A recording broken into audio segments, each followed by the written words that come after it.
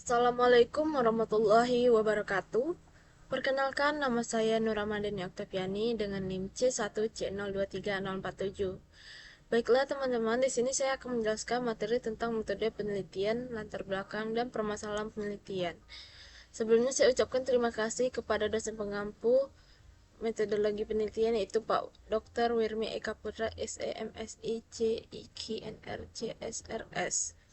Baik, kita masuki ke materi yang pertama, yaitu latar belakang penelitian. Setiap penelitian berawal dari adanya permasalahan yang perlu dikaji lebih dalam untuk menemukan solusi atau pemahaman yang lebih baik. Secara umum, latar belakang ialah uraian yang ditulis dalam bentuk paragraf. Latar belakang penelitian berfungsi sebagai dasar yang menjelaskan mengapa suatu penelitian dilakukan, dengan mengurai permasalahan yang ada serta urgensinya untuk diteliti.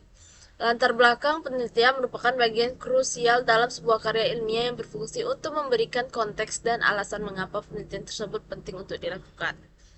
Jenis-jenis logika berpikir yang terbagi menjadi dua. Yang pertama deduktif, yaitu dalam filsafat ilmu terdapat dua jenis cara berpikir, yaitu induktif yang menyimpulkan dari khusus ke umum dan deduktif menyimpulkan dari umum ke khusus.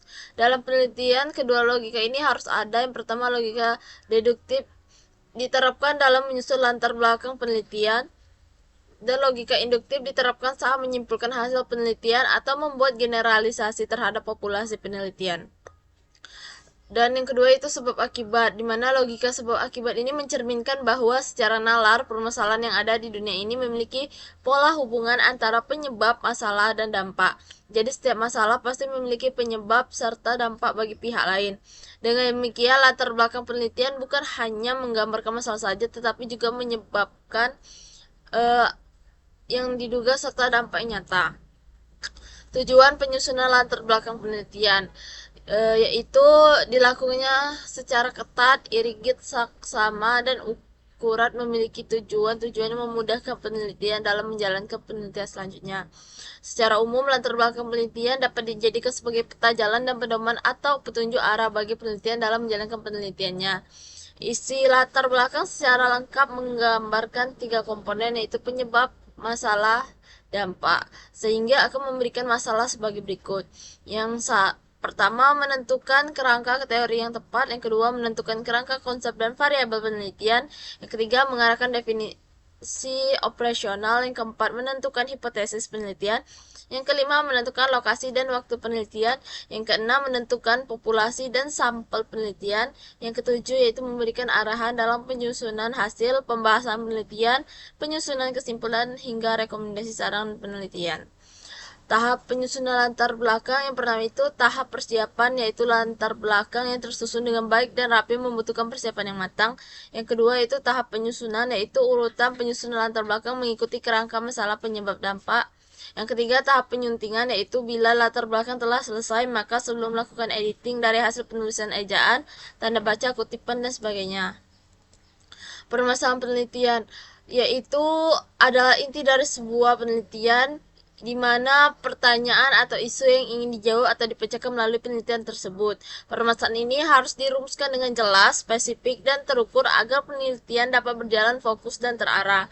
Perumusan masalah yang baik akan membantu penelitian dalam menentukan tujuan, metode, dan batas penelitian. Signifikasi masalah menjelaskan kepada pembaca mengapa kajian itu penting dan menunjukkan kepada pembaca alasan penelitian memiliki masalah tersebut. Tujuan pemilihan dan perumusan masalah adalah yang pertama untuk mencari sesuatu dalam rangka pemuasan akademis seorang, yang kedua memuaskan perhatian serta keingintahuan seseorang akan hal baru, yang ketiga meletakkan dasar untuk memecahkan beberapa penemuan penelitian sebelum ataupun dasar untuk penelitian selanjutnya, yang keempat memenuhi keinginan sosial, dan yang kelima itu menyediakan sesuatu yang bermanfaat. Sumber-sumber masalah penelitian menurut Nasir, masalah timbul karena adanya tantangan, adanya keraguan ataupun kebimbangan kita terhadap suatu hal atau rintangan, adanya kemanduaan artinya ambiguity, adanya juga halangan dan rintangan, serta adanya celah baik antara kegiatan maupun antar fenomena, baik yang telah ada maupun yang tidak ada. Sedangkan menurut Farhan menyebutkan ada tiga sumber personal penelitian, yaitu pengalaman, terutama bagi para penelitian pemula. Pengalaman merupakan sebagai praktisi kependidikan. dedukasi dan teori yang dapat diartikan dari berbagai teori pendidikan dan teori tingkah laku yang sudah dikenal oleh peneliti, literatur yang berkaitan, yaitu literatur dalam suatu bidang yang menarik perhatian penelitian. Sedangkan menurut Best, adanya beberapa sumber masalah penelitian, yaitu fenomena pendidikan di ruang-ruang kuliah, di sekolah, dan di masyarakat, perubahan teknologi dan pengembangan kurikulum yang selamanya membawa berbagai problem baru dan kesempatan baru bagi suatu kerja penelitian, pengalaman akademis itu sendiri, berkonsultasi dengan dosen-dosen pengajar, dosen penasihat, atau seorang guru besar.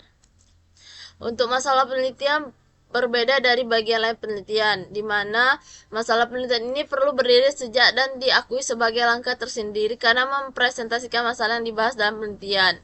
Menurut Haidir tahun 2009. Topik yang pertama itu terdapat topik penelitian merupakan subjek yang luas ditangani oleh penelitian. Yang kedua, masalah penelitian adalah permasalahan umum, perhatian atau kontroversi yang dibahas dalam penelitian yang mempersempit topik. Yang ketiga, tujuan penelitian adalah maksud atau tujuan utama dari penelitian digunakan untuk mengatasi masalah tersebut. Dan yang keempat, yaitu pertanyaan penelitian justru mempersempit tujuan menjadi pertanyaan spesifik yang ingin dijawab atau dibahas oleh penelitian dalam penelitian ini. Baiklah, kesimpulan dari pembahasan materi kali ini yaitu latar belakang penelitian ini merupakan bagian krusial dalam sebuah karya ilmiah yang berfungsi untuk memberikan konteks dan alasan mengapa penelitian tersebut penting untuk dilakukan. Di dalamnya, penelitian menguraikan fenomena, fakta, atau teori yang mendasari pemilihan topik penelitian. Latar belakang yang kuat akan mampu meyakinkan pembaca mengenai relevansi dan urgensi penelitian, serta kesenjangan pengetahuan yang ingin diisi oleh penelitian. Permasalahan penelitian adalah inti dari sebuah penelitian, yaitu pertanyaan atau isu yang ingin dijawab atau dipecahkan melalui penelitian tersebut. Permasalahan ini harus dirumuskan dengan jelas, spesifik, dan terukur agar penelitian dapat berjalan fokus dan terarah. Perumusan masalah yang baik akan membantu penelitian dalam menentukan tujuan, metode, dan batasan penelitian. Secara keseluruhan, latar belakang dan permasalahan penelitian saling berkaitan erat.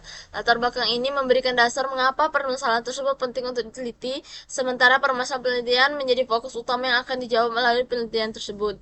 Keduanya merupakan fondasi yang kokoh untuk membangun penelitian yang berkualitas dan memberikan kontribusi yang signifikan bagi pengembangan ilmu pengetahuan. Dengan demikian, latar belakang permasalahan penelitian yang dirancang dengan baik akan memberikan fondasi yang kuat bagi penelitian berkualitas serta memberikan kontribusi terhadap ilmu pengetahuan dan pemecahan masalah di masyarakat. Sekian pemaparan materi dari saya ucapkan terima kasih dan mohon maaf apabila ada salah kata. Wassalamualaikum warahmatullahi wabarakatuh.